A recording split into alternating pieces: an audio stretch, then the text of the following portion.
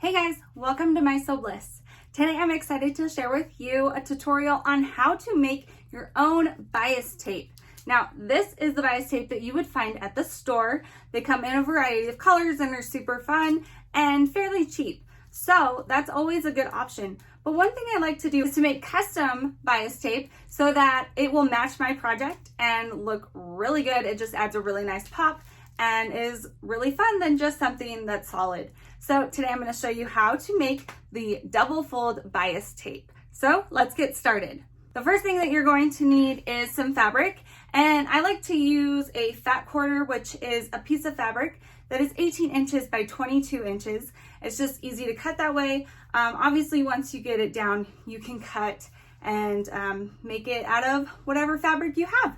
So let me show you how we're going to get started. To start, I have my fabric, my fat quarter, laying open on my table, and we're gonna cut it out on the bias. Now, the bias is going to be the 45-degree angle of the fabric, and that's gonna help it to stretch, because this is just cotton fabric. So if you pulled it either lengthwise or widthwise, it doesn't stretch very much.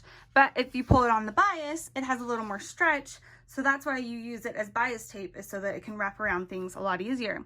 So to start out, we're gonna take a corner of our piece and fold it so it matches at the bottom.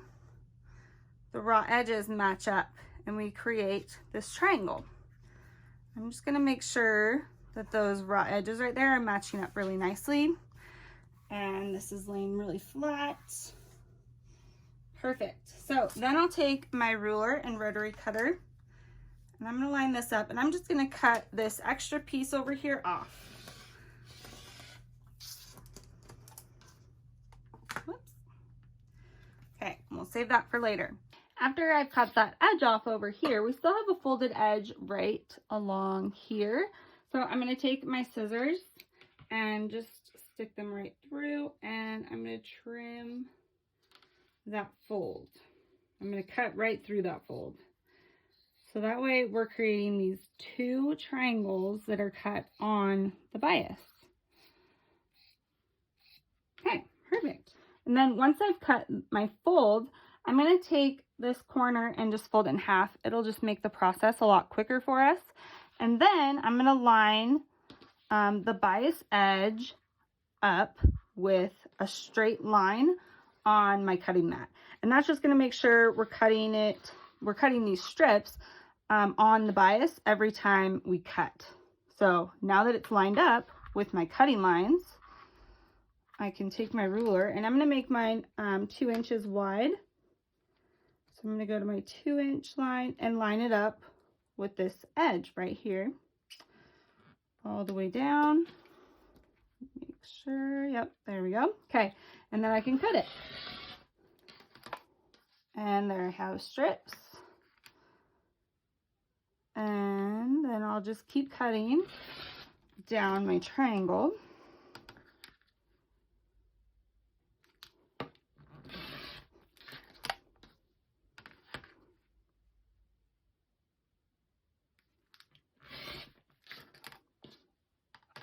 Until I run out of fabric.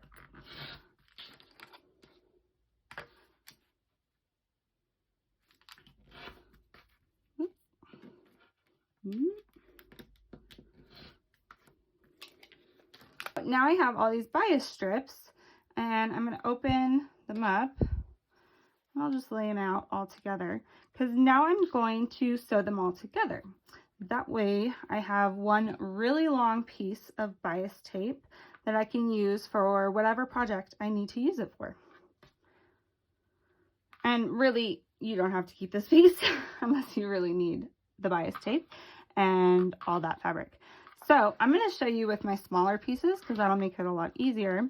But as you can see, we have this diagonal edge on all of our pieces. Now the instinct is going to be to put them right sides together and line up the edges just like that.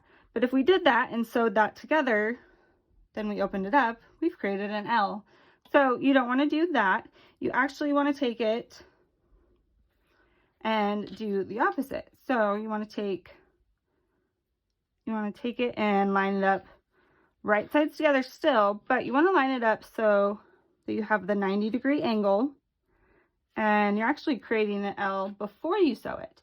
So then we'll stitch right along here at 1/4 of an inch, and then once you have it stitched, you'll open it up and you'll have a beautiful long strip. Here I have one strip, and then I'm going to line the other strip on top, and I'm actually going to let the points hang over about 1/4 of an inch, and then I'll pin that in place. And let me show you why I'm going to do that, because when we sew it, we don't want this down here and then nothing up here. So this way it kind of offsets it and it will line up perfectly. So now I'm going to take it over to my sewing machine and stitch it down at 1/4 of an inch. After you have it sewn together, and you can do this in between strips or just do it all at once. I like to iron my seams open, and that way it'll just lay really nice. So there we have our beautiful bias strip. So next I'm going to pin and sew all of my strips together. Once you have all your strips sewn together and the seams ironed open, now we're going to create them as actual bias tape, the single fold or the double fold. I'm going to show you how to do that. And one thing that's really handy to have is some bias tape making tools. These are some ones I just got at Hobby Lobby, and they're very handy. I'm going to show you how they work, and then I'm going to show you how to do it without them, because not everyone has them. So with this, you just put the fabric in one side, the bigger side. Let me see if I can do this. There we go. Okay, and then as it comes out the other side, it's gonna fold it just like this, and then you would iron that. So I would take my iron and iron that down. Obviously not on my fingers, but I would iron that down, and that would create the single fold bias tape. And then if I had ironed this and then folded again, that would be a double fold bias tape. So these are really handy to have, especially if you're making a lot of bias tape. But I want to show you how to do it without those in case you don't have them at home.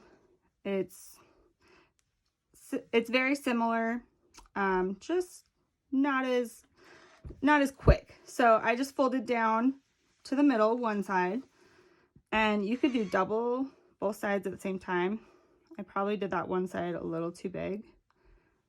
But then I would fold the other side into the middle, just like so. And I would do that all the way down my fabric. And I could try and do both at the same time. I think if I just leave my iron down like this and then slowly keep going, you can do it. Kind of similar to how you would with the bias tape making tool. Do that as well. And then once you have all, let's iron that one more time. Once you have all your bias tape like this, then we fold it one more time to make our double fold bias tape and iron that down.